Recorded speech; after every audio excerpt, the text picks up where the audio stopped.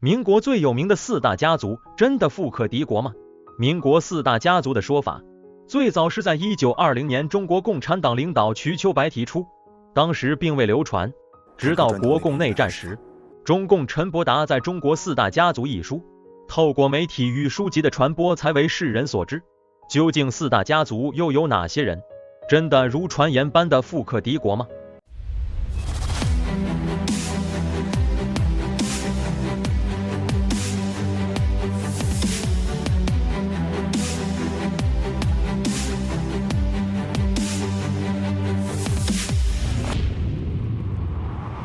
所谓四大家族，是指蒋宋孔陈四大家族，即蒋中正家族、宋家树家族、孔祥熙家族和陈其美家族。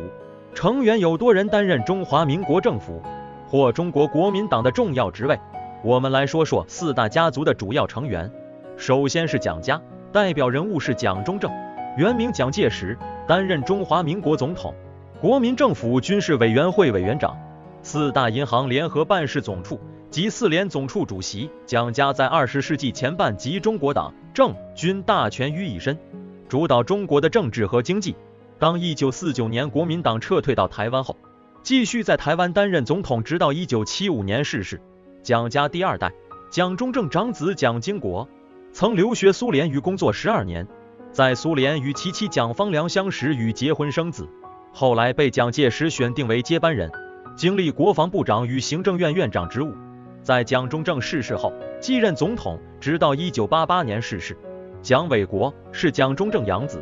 由于蒋中正与戴季陶是义兄弟，戴季陶后来把他儿子过继给蒋中正，就是蒋纬国。蒋纬国曾赴德国与美国学习军事，后从军历练，从基层升迁到上将一职。再来说说宋家，宋家树是传教士，结识孙文、陆浩东等人，倾家财支持孙文革命运动，几次濒临破产的地步。宋家树成为宋家代表，是因为他的几个子女。首先是宋氏三姐妹，大姐宋霭龄是孔家孔祥熙之妻，二姐宋庆龄中华民国第一夫人孙中山之妻，中华人民共和国副主席、名誉主席，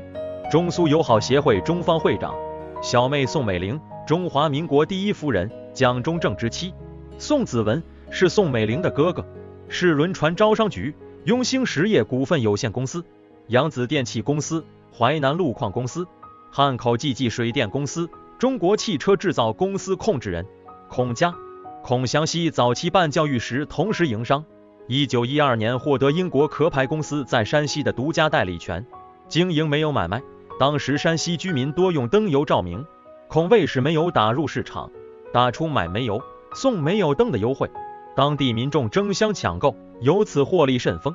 在东京曾为孙文的中华革命党筹集经费，并曾为孙文处理文件，结识时任孙文英文秘书宋霭龄。1914年春天，孔祥熙与宋霭龄于日本横滨结婚。1926年开始从政，最初担任国民政府广东省财政厅长，后来一路升任实业部长、中央银行总裁以及财政部长到行政院长。抗战初期，各界对他的财政政策尚无大怨言，但到了抗战后期，民间对孔祥熙及其家属一官一商，利用权力进行投机及发展私人资本大感不满。1944年，傅斯年在国民参政会上向行政院院长孔祥熙发难，揭发其在发行美金公债中贪污舞弊。不久，孔被免去财政部长职位。1947年，以宋霭龄病重为由赴美国定居。孔家第二代孔令侃是孔祥熙长子，扬子建业公司控制人。孔令仪是孔祥熙长女，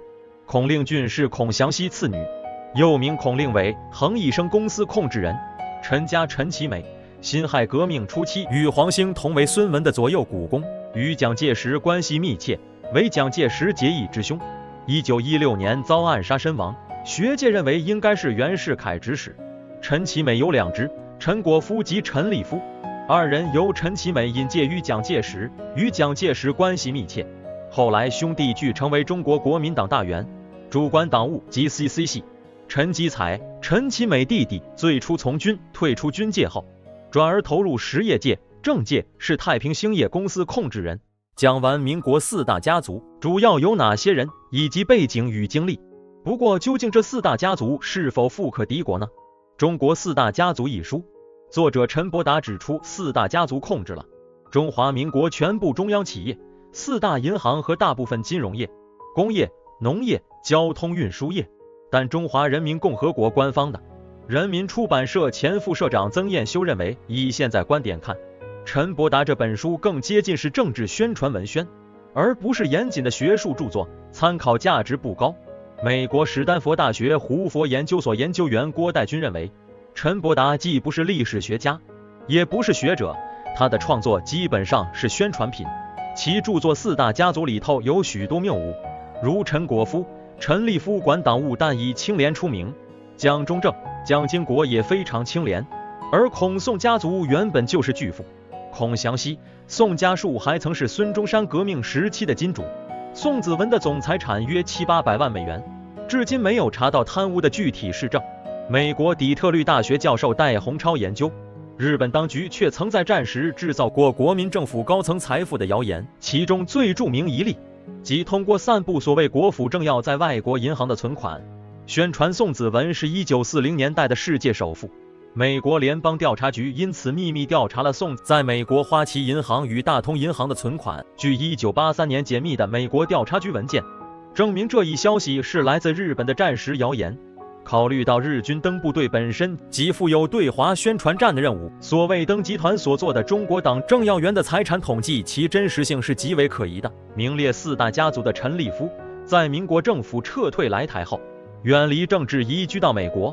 在美国跟朋友合伙，并借钱开启了养鸡场，